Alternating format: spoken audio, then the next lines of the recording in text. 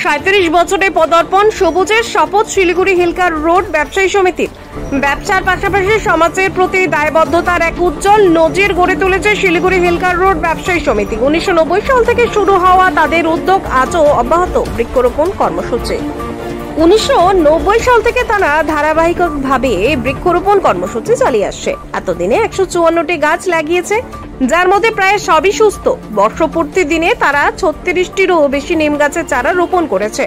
সমিতির মতে সবুজই ভবিষ্যৎ, আর স্থানীয় বাসিন্দারা এই উদ্যোগকে পরিবেশ রক্ষায় গুরুত্বপূর্ণ বলে প্রশংসা করেছেন। अब हम 37 गाछ और लगाएंगे।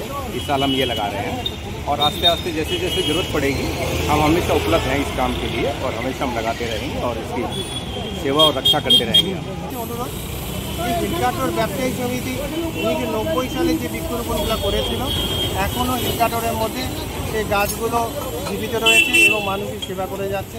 তো আপনারাও বৃক্ষরোপণের মাধ্যমে সমাজের ভারসাম্য বজায় রাখার চেষ্টা করুন এবং যে গাছগুলো বৃক্ষরোপণ করবে সেটা যদি বেঁচে থাকে তার জন্য সময় দিন। হিলকাটোর ব্যবসায়ী দেখে থাকবেন প্রতি বছর গাছগুলোকে পরিচর্যা করে থাকে, গাছে যাতে কোনো পোকামাকড় না থাকে গাছের নিচে আমরা সেগুলো রং করে দিই এবং কোনো দোকানদার যদি চায়ের কাপটা ফেলে দেয় সেগুলো আমরা পরিষ্কার পরিচ্ছন্ন রাখি। গাছের পরিচর্যাটা হিলকাটোর ব্যবসায়ী সমিতি সবসময় সদা সদস্য।